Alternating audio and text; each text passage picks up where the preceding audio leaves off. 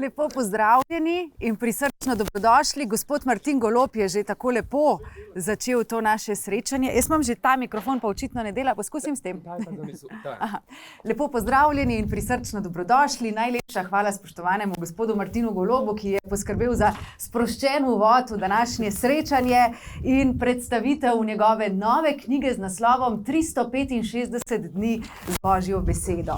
Zelo smo veseli, da ste vsi skupaj z nami, še posebej počaščeni, da je z nami spoštovani ljubljanski pomožni škof, dr. Franc Šuštar, ki mu boste gotovo zaploskali.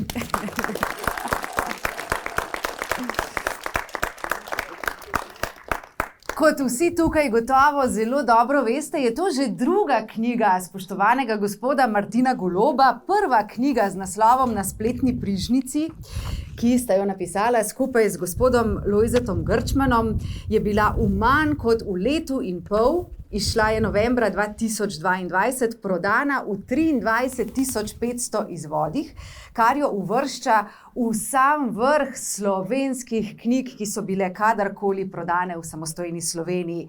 Avtorja... Bravo! Bravo, Lojze! Bravo, Lojze! Bravo, gospod Martin.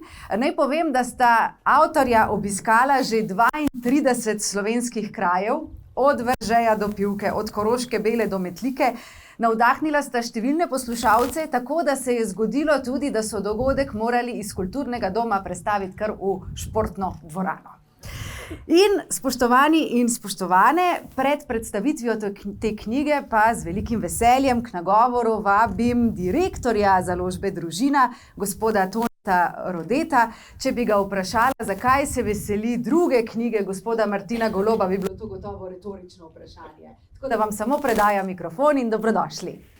Hvala lepa. Jaz verjamem, da noben noče mene zdaj poslušati, vsi hočemo Martina slišati, ampak kakorkoli.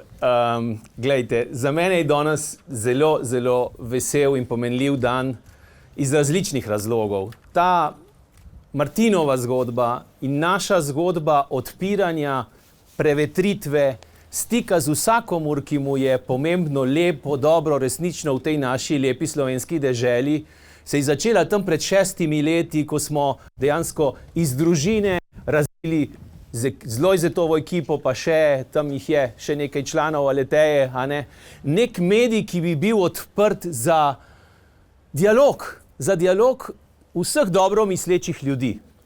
In to je potem rodilo različne, bi rekel, sadove. Na tej poti smo se seveda tudi nekje z vlogerjem Martinom spoznali in ta pot je bila blagoslovljena z neverjetnimi duhovnimi darovi. Prvi korak je bila pač ta knjiga, ki je nastala z Lojzetom in kot vsaka, bi rekel, če uporabim geometrične predstave, ena knjiga je ena točka, s katero še ne pokažeš preveč, kaj bi rad počel na tem področju. Lahko se okoli nje nekako vrtiš, nekako pa ostaviš 2 točki, pa nakažeš, kaj v resnici, kam tvoja premica kaže. In jaz sem zato zelo, zelo neizmerno vesel te druge knjige, ker dejansko Martin s to knjigo tudi pokaže, kam je usmerjen. To, kar hočemo mi s temi mediji, tudi za Aletejo narediti, je to, ne da nas samo množično berete, nas berejo tudi ljudje, ki so mogoče malce oddaljeni, ampak da jim dejansko damo možnost, da gredo korak globje ali pa korak gor, višje. Torej, na vsak način v eno od teh smeri se ta premica zdaj obrača, ker seveda s to drugo knjigo Martin kaže na to, da preko branja evangelija vsak dan, preko branja Božje besede in preko njegovih, saj že znate, kako zna on biti duhovit, neposreden, prisrčen, čist malci, drobci razmisleka dan na dan lahko globoko preoblikujejo življenje vsakega človeka preko Božje besede. In zato sem tako srečen in vesel te knjige in seveda tega dogodka, ki se dogaja prav v tem kraju, kjer si zdaj doma. Tako da, na koncu pa, če še dovolite, hvala res vsej ekipi, ki stoji za tako velikim projektom. A ne? Tukaj gre, omenjeno je bilo, koliko krajev je bilo obiskanih, na kakšen način je knjiga prišla med ljudi in res za vsakega, ki je na odru, ne, je pol mogoče 10, 20 različnih ljudi, ki se morajo potruditi, da je dogodek zorganiziran, da vse teče kot je treba, da se knjiga nahaja na vseh policah po Sloveniji in zato res danes še posebna zahvala vsej ekipi, predvsem pa Martinu, ki nas vse navdušuje, da skupaj delamo. No, tako da res hvala. Veseljem, hvala. Najlepša hvala. Omenili smo kraje, ki sta jih že obiskala, Lojze in gospod Martin. Naj povem, da vabila še kar prihajajo in da imata koledar poln že do decembra, do konca leta. Torej. Zdaj pa Vsak četrtek zvečer. Vsak četrtek zvečer, torej literarni večeri. Zdaj pa vas, spoštovani gospod Martin Golob, vabim k kratkemu pogovoru. Ta veter me spominja na tisti vaš znamenit posnetek, ki je zaokrožil po spletu, ko ste rekli, da je treba biti pripravljen na vse. Ja. In je zapihal močan veter, kot da bi vel Sveti Duh. Se vam tudi danes zdi tako? Ja, zelo podobno. Nisem tako pripravljen, ker sem bil tam, ampak to je bilo na Svetina, na Celjem gor. Ker sem imel mašo zunaj pred cerkvijo, naroda je bilo polno. In jaz govorim, kako je treba biti v življenju pripravljen, v tistem trenutku pa taken veter poseben zapiha. In mi je mašni plašč mi tako čez glavo dvignil, da me je pokril. Jaz sem najprej mislil, da me je od zadka še župnik pokril, v smislu delne naklade. Ampak je bil veter, ljudje so se vas osvajali. Ta posnetek je pa tudi v tujino šel in povsod se ga delijo. Tako, in če se zdaj dotakneva knjige, ki je nastala 365 dni z Božjo besedo, naslov je že zelo zgovoren. Ne? V bistvu nam v tej knjigi prinašate duhovne sadove za čisto vsak dan. In vsak dan s Svetim pismom. Duhovniki vsak dan beremo Svet pisem, vsaj prmaš, če ne tudi koliko je vmes. Tudi vsak, ki gre vsak dan hmaš, posluša Božjo besedo. V času epidemije sem začel pri vsakem evangeliju potem tudi kaj malo razložiti, malo popridgati. Se mi je zdelo, da je fajn priložnost, da človek tudi na tak način Božjo besedo malo na kratek način približaš, jo aktualiziraš, jo postaviš v ta trenutek in glih to je čar Božje besede, ki živi zdaj. Ni to branje nekih zgodovinskih rokopisov, ampak je živa beseda, ki v tem trenutku deluje.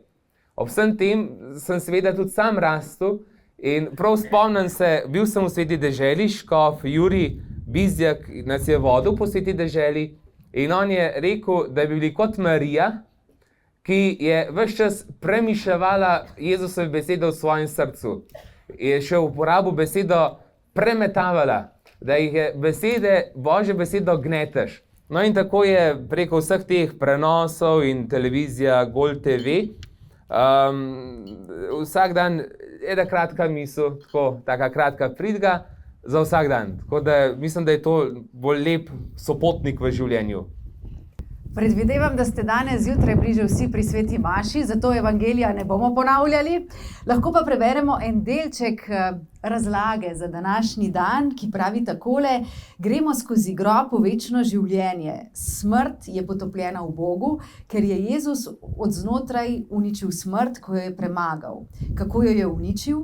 Življenje je prišlo v neživljenje, zato je življenje uničilo smrt. Nima več moči. Zakaj se tega veselimo? Ker tudi mi ne bomo več umrli, česa se človek najbolj boji, smrti. To so prav poetične besede. Ja, to je včasih meni kar malo dano, drugače jaz nisem glih nek pesnik ali pa tako, ampak mi je pa zanimiv, ker sem pred kamero in ko imam prenašanje, oziroma zdaj, ko delam oddaje za Gol TV ali pa ko prenašam Svete maše, ko se malo potopim, mi kar prihajajo te besede. In je to delo Svetega Duha, na katerega se trdno zanašam. In Bogu hvala, no? Bogu hvala za te milosti. Mene tudi gane, vedno znova me gane Božja beseda. 10 let sem duhovnik, a ne toliko časa tudi že to premlevam, premišljujem, pridigam, pa zmeraj se kaj novega najde. Vse je čas, da se nekaj še stvar malo ponovim, ampak zmeraj je nek nov poudarek, vedno je nekaj novega, kar človeka se dotakne in to je lepota tega. Sej to pismo je poezija, če tako na široko pogledaš, je zapojeti v srce. Knjiga nosi naslov 365 dni z Božjo besedo, gotovo pa ni greh, če jo na dušek preberemo, ne? Ne, gotovo ne. Lahko tudi več dni hkrati. Lahko tudi tako, da odpreš. Ni nujno, da bo vedno se vsak datum ujemal z liturgičnim časom. Ker ta liturgičen čas gre le majčkeno drugače kot civilni čas, civilni koledar, tako da ni problema, kakor si sam želiš. Tudi je dovoljeno, da kaj podčrtaš, kaj pripišeš, ne? Knjiga ni treba, da je samo čist sterilna. Večino ljudi, ki to res berejo, radi kaj podčrtajo, kaj dopišejo, pripišejo, da se potem tudi človek lažje zapomne. Tudi sam, ko berem knjige, isto delam, ponovadi s kakšnim svinčnikom in ti majhen drugače pol ostane. Fajn je, da tudi malo odmev. Ni nujno, da to, kar boš not prebral, da bo zate isto veljalo in lahko napišeš, zame pa drugače velja, zame pa v meni pa drugače to odmeva. Kako je knjiga nastajala in kakšen je bil povod, tista prva misel ali pa prve misli, da ste rekli, bom napisal to knjigo, za katero smo, kot ste zdaj slišali, predlagate, da postane tudi naš učbenik ali pa duhovni dnevnik? Vse stvari, ki je pri meni povezano z založbo družino, je nekak navdih skupnega. Nikoli nobeno stvar do zdaj nisem nekaj forsiral, da bi zdaj nekaj hotel izsiliti. Tako tudi s knjigo Na speti prižanci nisem silil, da moram napisati knjigo, ampak prišlo neko povabilo. Kot se nisem menil, v katero župnijo bi šel župnikovati, ampak sem pač sledil navdihom oziroma povabilom mojih predstojnikov in enako s to knjigo. Prišlo je povabilo, da bi nekako vse to, kar sem do zdaj govoril, pridigal, tako preko interneta v času epidemije, ko sem prenašal Svete maše, tako na televiziji Gol TV, ko imamo oddaje duhovne, da bi to zbrali za vsak dan in tako bi tudi Božjo besedo približali. Meni se je to krasna ideja zdela in smo šli v akcijo. Iz strani založbe družina so vse to zbrali in zdaj je tole to. Zdaj smo tule. Naš skupen cilj pa je gotovo, da bi Božjo besedo približali, sploh zdaj, ko smo izdali nov izvod, nov prevod Svetega pisma in je to način, da lahko ljudem približaš Božjo besedo, ki jo lahko vsak bere. Dejali ste, zdaj je to, meni se zdi čudovito. Kaj si najbolj želite oziroma kakšen je cilj te knjige, kako da bi se dotaknila ljudi in kako da bi živela zdaj svoje življenje pri ljudeh? To, kar si želi vsak duhovnik, da bi ljudje Boga spoznavali v besedi. Sveto pismo je pismo, kjer se nam Bog razodene, je razodeta beseda in preko te knjige lahko nekomu, ki še toliko ne pozna Boga ali pa je malo oddaljen, ga lahko spoznava. Počasi spoznava. Nič ne vsiljuje, nič ne sili, nič te noče, ne vem kaj spremeniti. Če soš pa sam pustil, te bo pa beseda sama od znotraj spreminjala. Ni to napotek za srečno življenje, je pa gotovo napotek ali pa spodbuda, kako z Bogom živeti in da boš prišel v večno življenje. Ni to recept, da boš v življenju šel brez težav, gotovo je pa noter tudi beseda, ki ti bo dajala upanje, da boš v težavah našel smisel za darovanje in sprejemanje trpljenja. To je ta knjiga. Moja želja je tudi, da bi jaz in tisti, ki to bere ali pa posluša, našel v Božji besedi tudi sogovornika in poslušalca Jezusa Kristusa. Jezus je odličen poslušalec, on vedno najprej posluša, se ne sili, te pa rad potem tudi da besedo upanja, veselo sporočilo, kar je evangelij. Tako da bi si želel, da bi bili tudi tisti, ki niso glih kristjani ali pa so oddaljeni kristjani ali pa se glih ne strinjajo s cerkvijo, ki jih veliko poznam, ko rečejo, sem veren, ampak nisem pa v instituciji, da bi zbrali nek pogum ali pa neko odprtost, da bodo tudi to knjigo odprli in se pustili spoznavati Bogu. To je to. Kot vidite, bo knjiga postala tudi svetovna uspešnica, ker so že naročili avione, da zdaj fotografirajo gospoda Martina Goloba ob predstavitvi te knjige. Gospod Golob, ko smo vas z Jožetom Robežnikom gostila v oddaji Nedeljsko popoldne, smo se pogovarjali tudi o najljubših odlomkih iz Svetega pisma. Jožetov najljubši odlomek je tisti, ki se voda spremeni v vino, ne? Kaj pa mislite, kateri je najljubši odlomek gospoda župnika? No, kaj mislite? Tudi meni zelo lep ta čudež, ko iz vode spremeni vino, kar jasno pokaže, da voda ni v redu. Če bila voda, zakaj je ne bi spreminjal, a ne? Moj najljubši odlomek je Lukov evangelij, 15. poglavje, tri prilike o izgubljenih stvareh se pojavijo in tukaj je prilika o izgubljenem sinu. Tam je tako zelo približala Boga kot usmiljenega očeta. Drugače pa, glih to je čar Svetega pisma, da moraš reči, kjer odlomek je najboljši, ampak kjer je najslabši, ker vsak je na svoj način napojen z Bogom in vsakič nekaj prav pride. Ali je to psalm, ali je to stara zaveza, ali je to nova zaveza, ali so to sodniki. Rad imam pa recimo, kakšne herojske, kakšen Samson, David, Mojzes nazadnje, Job, kako je vztrajal, Jonas tisto veliko ribo. Rad imam te zgodbe. Kot otroku je Svet pisem zelo približal tak strip. Včasih so bili ti stripi Svetopismo in mama je imela tega poln kup doma. In jaz sem to bral in te stripe in potem sem se še živo predstavljal, glih, kako se je to dogajalo. Je bilo zmeraj všeč. Tudi eksegezo na teološki fakulteti sem imel vzorati, to razlaganje, zdaj, če je šel prav nekam globok, pa da nisem glih preveč sedel, je šel malo težje, ampak zdaj pa takole kot duhovnik, vidim, res ta beseda daje upanje.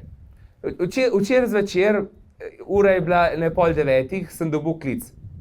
Župnik Nešata se poslavlja in sem šel. In molim, in berem Sveto pismo in med Svetim pismom ata izdihne, za zmeraj.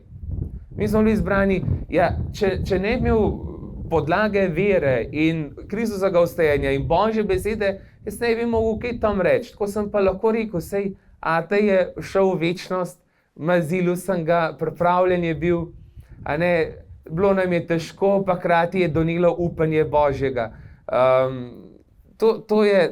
To je čar razodetja, ki nam ga je Bog dal, čar tega odnosa, da smo ljubljeni pred Bogom in lepota našega življenja v Bogu. Tako da, 15. poglavje je pa tisto, ki se kar razveselim, ko ga dobim v evangeliju. Nam lahko iskreno, vem, da ste zelo iskreni tudi sicer, ampak tako mogoče malo nehvaležno vprašanje, ob katerem odlomku iz evangelija, ko ste pisali teh 365 dni z Božjo besedo, vam je pa najtežje stekla razlaga? Mogoče ne toliko zaradi evangeljskega odlomka, ampak mogoče bolj zaradi mene samega, ker včasih sem pa tudi tak, da nisem zmeraj glih najbolj prvol, ali pa imaš neke svoje druge skrbi, ali pa je včasih človek malo zaprt, ali pa včasih si malo, po domač povedan, z Bogom skregan, ali sta si malo daleč. V verskem življenju pride tudi to, da ne čutiš vedno glih Boga. To je tako, kot v odnosu mož pa žena. Včasih ima tam bolj tihe dneve, včasih pa zelo zgovorne. In v odnosu z Bogom ne moreš biti vedno čist najbolj sončkast. In včasih je tudi pogovor z Bogom, pravi ljudje, da je tudi težko moliti. Ni vedno, zato je fajn, da ima človek red pri molitvi. Tako da ni odlom tisti, ki mi bi bil težko razlagati, pa v njemu govoriti. Bolj je problem, ali sem jaz odprt, da ta beseda v meni spregovori. Bolj je problem v meni, ali sem jaz tisti, ki pustim, da Božja beseda v meni zaživi in zasveti v svetu. Zdaj ste me spomnili na eno vašo pridigo med časom korone, ko sem jo poslušala na Radiu Ognjišče, ko ste omenili svojega prijatelja, duhovnika, mislim, da z okolice Kopra, ko ste mu tarnali, da je vsega preveč in da ste utrujeni in da se bojite, kako boste zmogli, pa vam je gospod rekel: Ma kaj se sekiraš? To je prijatelj Janez Kavčič, veš, Marija nad Koprom. On me je pa rekel: ma kaj jamraš, ko veš, malo bolj po primorsko, ma pusti, da Bog kaj dela, kaj se hoče sama, ne? Pusti, da Bog dela, pa boš videl, da bo šlo. Ma kaj jamraš, že ni, ko bi prav po domač rekel. Ima prav. Se srečaš stvari, ki ne veš, kako pa kaj. Pa rečeš, Bog pa ti deli po svoje. Pa kar gre, a ne? Pa kar nekako se spele. Prebrala bi še en odlomek, ki je natisnjen tudi na platnici knjige 365 dni z Božjo besedo in pravi takole: knjiga, ki jo držite v rokah, ima en sam cilj: približati Božjo besedo v vsakdanjem življenju, spodbuditi življenje iz Božje besede. Hvala za zaupanje, da vam smem spregovoriti preko knjige. Bom pa zelo vesel, če boste zame kaj zmolili in me na ta način podprli v mojem življenju in poslanstvu. Martin Golob. Zdaj pa vas sprašujem, če ste, spoštovane gospe, spoštovani gospodje, že danes kaj zmolili za gospoda Goloba. Ja, kakšna mama je gotov. Ja, kakšna mama je gotov že zame zmolila. Moja stara mama, glih prej sem govorila, ona je kar mati od škofa, je rekla, da je zame že molila. In molitev je pa tista, ki mene obvaruje. Ne, jaz se zavedam, da dostikrat hodim tudi malo po robu. Izpostavljeno življenje zahteva tudi veliko milosti in se zelo zatekam na moč molitve. Molitev je tista, ki mi poda vetra, da lahko kot golob letim in da ne padem. In zato se res priporočam v molitev. Tudi vesel sem, vem, da moji farani zame molijo in sem zelo vesel, ko vas tukaj vidim, da ste prišli, moji grosupeljčani, klele zraven na ta dogodek. In ko boste brali, pa če boste kakšno nočena, vsake toliko cajta še za mene zmolili, pa za nove duhovnike, da se nam sam tukaj matral, da bo še kakšen, ki dela je res velika, ne. Pa bom res vesel, pa bo namen 100%. Zdaj imate kar velik nalog, da molite za gospoda Goloba, pa da še za nove duhovnike zmolite. Tako da upam, da ste si vse zapomnili. Spomnimo, da je prva knjiga na spletni prižnici pustila tudi zelo izjemen dobrodelni pečat. V dober namen je bilo zbranih 46 000 evrov, s katerim ste pomagali 12 družinam in posameznikom. Res velik poklon in najlepša hvala. Bo dobrodelnost tudi iskra v tej knjigi 365 dni z Božjo besedo? Ja, tudi s to knjigo bomo nadaljevali to dobrodelno noto. Od vsake prodane knjige gre 2 evra v dobrodelne namene. In zdaj že prvih 1000 prodanih, kar vem, 1000 knjig je že prodanih, ne? V prednaročilu, kar je lepo. Gre zdaj 2000 evrov deklici Karolini za zdravljenje. Iz Dole pri Ljubljani. Tako da sem vesel, no. In če kupite knjigo, naredite trojno dobro delo najmanj. Se pravi, kupiš knjigo in sebe razveseliš, kupiš knjigo in nekomu pomagaš, kupiš knjigo in tudi Božjo besedo širiš. Trojno dobro delo in tako da je to dobra naložba. Dobra naložba. Jaz predlagam, da naredite še več kot trojno dobro delo, da recimo kupite knjigo še za svoje prijatelje, pa sosede, pa bo 3x3 trojno dobro delo. Ko pa smo že pri dobrodelnosti, naj vas, spoštovani in spoštovane, povabimo še na dobrodelni večer, ki ga bosta skupaj imela gospod Martin Golob in David Zupančič, tudi priljubljeni avtor knjig Življenje v sivi coni in pa Znanost mirnega življenja. In mislim, da gre tudi za prvi dogodek, da sta se povezali založbi Mladinska knjiga in založba Družina, za kar gre velik poklon vsem vam povezovalcem. Tako je, gre se za en tak resen poseben dogodek, 2 založbi, Družina in Mladinska knjiga. David Zupančič, zdravnik, je napisal zelo uspešno knjigo Življenje v sivi coni in ekipa Aletej oziroma Družine z na Sprednji Prižanci, bomo skupaj nastopili v Cankarjevem domu 14. maja v festivalni dvorani, 14. maja zvečer. Karte so, tako da boste lahko kupili karto. Izkupiček od kart bo šlo pa za otroke 3. nadstropja. Se pravi za otroke, rakovih bolnikov, ki trpijo. Tako da sem pa tudi vesel tega sodelovanja, ker tudi tam bomo v različni mešani publiki in bo priložnost tudi za kakšen pogovor in da bo beseda spregovorila vsak svojega področja. Tako da res toplo vabljeni in tudi bom vesel, bom zelo počaščen, da bi bila dvorana polna, enako tudi David Zupančič, in se veselim tega sodelovanja. Ko smo pri predstavitvi knjige in počasi prihajamo proti koncu, bi vas vprašala, vem, da tudi vi zelo veliko berete. Kaj najraje? Svojih knjig verjetno ne, ker jih znate na pamet, če ste jih napisali. Trenutno imam odprto Bratje Karamazove, ki je letos izdala Mohrova založba, nov prevod. In sem zelo vesel, da mi v to nekako uspeva. Mi pa zelo pomaga pol zvečer. Dostojevski je neverjeten in imel res upravičeno tak sloves, kakršen ga ima. Zdaj berem drugo knjigo, bolj pro začetku, zdaj okrog Velike noči nisem mogel veliko brati. Tako da to me zdaj zelo navdihuje. Pa farane, ministrante tudi spodbujate k branju? Ja, tudi. Mislim, da sem tudi večkrat že tudi kaj prepritki rekel, kaj lahko še kaj odprete pa berete. To zelo spodbujam, da bi družino brali, pa Ognjišče, verski tisk. Meni je župnik Lojz Zagrebenci, zdole pri Ljubljani zmeraj rekel, duhovnik, ki ne bere, ga pobere. In zelo podoben lahko rečem tudi za kristjane. Nenazadnje, ko berem, kar veliko berem, če ne drugače pa na trotel boben,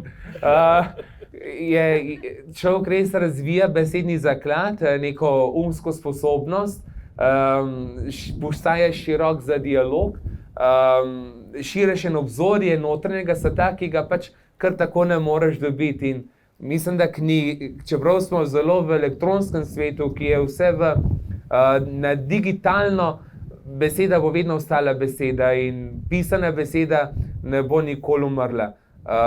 Tega se po mojem ne da zamenjati in to je stvar, ki gre skupaj z besedo amen skozi vso stoletja. In spodbuda k branju je tudi nova knjigobežnica, ki ste jo postavili skupaj z založbo Družina. Imela bo pa čudovito ime, Knjigobežnica Svetega Mihaela. Tako je. Ja, v sodelovanju z Družino in naš gospod Peter Kastelic, ki je mizar, smo postavili tamle na robu, na Cimpar je to, ne, na škarpi od te stare cerkve, knjigobežnico. Not so knjige od Družine in prideš, vzameš knjigo, jo doma prebereš, prideš nazaj in jo vrneš. Zastonj, to je taka mini knjižnica, 100 knjig je noter, ene so malo debelejše, ene manjše, otroške, odrasle, tudi kakšna klasika, ni da ni, tudi malo filozofske, sem videl, da je Tomaž Akvinski tudi noter, tako da sem vesel tega in upam, da tako obstane. Zdaj, če kdo pozab vrniti, bomo pa nekaj novo noter dali. Na knjigah zver piše, vrni se, ne. Zdaj zato pravijo, da se knjig ne posoja preveč, a kako že rečejo, no, v glavnem tukaj se vedno lahko sposodite in jo odnesete, preberete, ali se pa tam na podlipo usedete, pa pol vmes, ker ti že malo dolžje, da še v cerkev malo pomoliti, pa nadaljuješ pol. Tako se pridružujem mnenju gospoda Martina Goloba, ne posojate knjige, naj si vsak svojo kupi. Še posebej zato, ker gre za dobrodelni namen. In ob koncu novinarskih predstavitev se vedno potem vpraša, če ima še kdo v publiki kakšno vprašanje. Bo gospod Martin z veseljem odgovoril, ali čakate na bolj neformalni del, pa ga boste posebej vprašali. Telefone imate pripravljene za selfije? To bi bila tudi dobra dobrodelna akcija, ne? Če bi vi za vsak selfie, ki ga ljudje želijo z vami, recimo, zbirali za dobrodelne namene. Ali so takole, ki hodim po Sloveniji, ki priletela starejše gospe, ali mame, da naredimo selfie, to so tako lušne. In to pa res zaseleva. Ni pa problem, če to gledate, tole boj obraz, ampak Bogu hvala, no. Vsi sem vesel, to je tudi en tak oseben stik, pa tudi pol človek ima to rad pol ve, da se pol mame tudi pol rade pohvalijo, ki pri frizerju, s kom sem pa to, a ne. Tako da ni problema. Vi imate poseben klub oboževalk, ne? Ja. Jaz sem starejše gospe rad, tako da so lušni. Najlepša hvala. Zdaj vam v očeh berem, da dodatnih vprašanj nimate. To pomeni, gospod Golob, da ste bili zelo izčrpni v odgovorih. Se vam najlepše zahvaljujem. Vi ste rekli večkrat v tem pogovoru Bogu hvala, jaz bom pa ta pogovor zaključila z besedami Bogu hvala za vas. Bogu hvala. Hvala še enkrat, ker ste prišli. Hvala vam za pogovor. Hvala vam, gospod Škov, da ste prišel med nas, da ste si vzeli čas. Hvala vsem novinarjem in novinarkam, snemalcem, ki ste se vzeli čas in odzvali povabilu. Hvala gospodu direktorju založbi Družina, Lojzu in celotni ekipi, ki stojite zraven s to knjigo. Hvala vam za hrano, zdaj, ko boste lahko jedli, pa vi se lahko prvošite. Vse je na račun družine, no, tako da... Ja, no, da ne bom kaj še rekel, da je šel spust, se ni šlo, je. Ja. Se bo še pa ne, sem šel v avtu malo, sem poprašal. Tako da ni problema. Res hvala vsem, upam, da nisem koga spustil, da ste se vzeli čas, pa prišli sem vesel, da sem v vaši družbi. Pa to mi je lepo, da smo tukaj v Grosupljem, pri meni doma, najlepše doma. Imamo res lepo župnijo, pa lep kraj, takole smo na hribčku, Krim se lepo vidi, če bi bilo bolj jasno, se še Triglav vidi, čudovita cerkev, ki pa res sprejema in noter se res veliko dogaja. Prejšnjo soboto sem kar 12 odraslih krstil, pa 32 biram, zdaj v soboto imam še en krst odrasle osebe, se že dal dovoljenje, pa poroke, če ima kdo kaj za poročiti, ni problema. Dve novinarki se že poročil, tako da tudi tak področje ni problema. Hvala. Hvala lepa in če prej ne se vidimo v predstavitvi 3. knjige gospoda Martina. Ja, hvala.